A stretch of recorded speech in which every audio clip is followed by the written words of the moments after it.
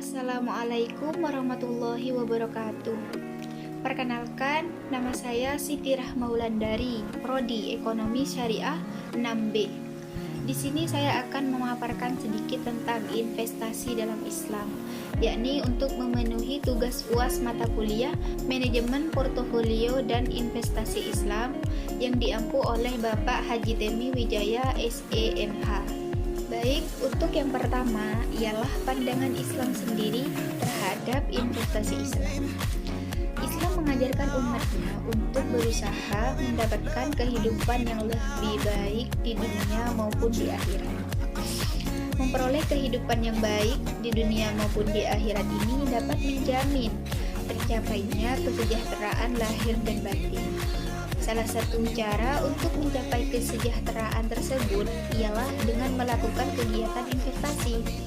Yang sederhananya, investasi adalah kegiatan menanam modal dengan harapan akan mendapatkan suatu keuntungan di kemudian hari.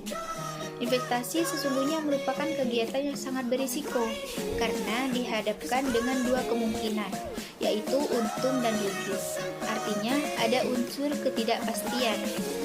Oleh sebab itu, Islam memberi rambu-rambu atau batasan-batasan tentang investasi yang diperbolehkan dan tidak diperbolehkan untuk dilakukan oleh pelaku bisnis seperti para investor, pedagang, supplier, dan siapapun yang terkait dengan dunia ini. Anjuran untuk berinvestasi juga sudah tertuang dalam Al-Quran surah Al-Baqarah ayat 192 yang artinya, perumpamaan nafkah yang dikeluarkan oleh orang-orang yang menafkahkan hartanya di jalan Allah adalah serupa dengan sebutir benih yang menumbuhkan 7 bulir. Pada tiap-tiap bulir 100 biji. Allah melipat gandakan ganjaran bagi siapapun yang dikehendaki. Dan Allah Maha Luas, lagi Maha Mengetahui. Ayat itu juga merupakan informasi tentang pentingnya berinvestasi, meskipun tidak secara konkret berbicara investasi, karena yang termaktub menyampaikan tentang betapa beruntungnya orang yang menginfakkan hartanya di jalan Allah. Yang selanjutnya ialah tentang hukum investasi dalam Islam.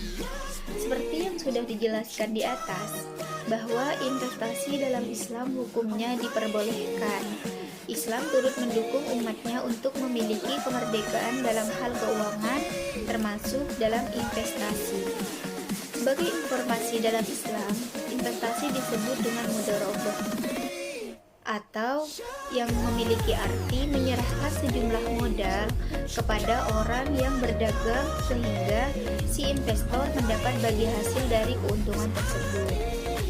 Investasi dalam Islam lebih mengenal pembagian keuntungan yang sesuai dengan syariat. Persentase keuntungan dibagikan secara merata, termasuk juga kerugiannya. Dalam artian bahwa investasi dalam Islam berarti saling berbagi risiko, kerugian, dan keuntungan. Baik, selanjutnya ialah etika investor dalam berinvestasi. Menurut Syafi'i Antonio, ada perbedaan yang mendasar antara investasi dengan membungkakan uang, baik dari segi definisi maupun makna dari masing-masing istilah.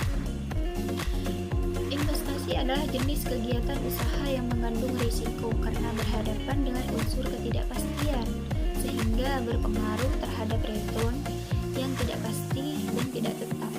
Sedangkan membungkakan uang adalah kegiatan usaha yang kurang mengandung risiko karena perolehan kembaliannya yang berupa bunga relatif pasti dan tetap. Oleh karena itu, Islam sangat mengecam perilaku membungkakan uang dan masuk kategori riba. Sebaliknya, Islam mendorong masyarakat ke arah usaha real yang nyata atau produktif dengan cara menginvestasikan. Sesuai dengan definisi di atas, menyimpan uang di bank Islam termasuk kategori kegiatan investasi karena perolehan kembalian dari waktu ke waktu tidak pasti. Besar kecilnya perolehan kembali itu tergantung pada hasil usaha yang benar-benar terjadi dan dilakukan oleh bank sebagai pengelola dana. Bank Islam tidak hanya menyalurkan uang, melainkan harus terus-menerus melakukan upaya dan lebih memberi kepercayaan bagi pemilik dana. tanpa harus keluar dari batasan norma-norma syariah seperti praktik riba, zulm, maisir, dan ghuror. Agar terhindar dari praktik investasi yang tidak islami, maka ada beberapa hal prinsip dalam investasi yang harus menjadi acuan dan landasan bagi para investor, yaitu yang pertama, tidak mencari rezeki pada hal yang haram, baik dari segi zatnya maupun cara mendapatkannya, serta tidak menggunakannya untuk hal-hal yang haram. Kedua, tidak mendolimi dan tidak didolimi. Ketiga, keadilan pendistribusian pendapatan. Empat, transaksi dilakukan atas dasar ridho sama ridho, antadarotin. Yang kelima, tidak ada unsur riba, maisir, dan ghuror. Dari uraian di atas dapat dipahami bahwa Islam sangat menganjurkan investasi, tapi bukan semua bidang usaha diperbolehkan dalam berinvestasi. Aturan-aturan di atas menetapkan batasan-batasan yang halal atau boleh dilakukan dan haram atau tidak boleh dilakukan.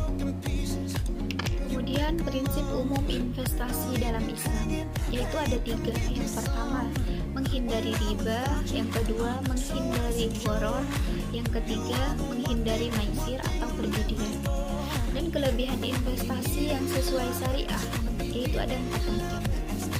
Yang pertama, investasi di syariah dipastikan sesuai syariah. Yang kedua, transaksi bebas riba. Yang ketiga, prosesnya transparan. Keempat, bebas dari unsur haram.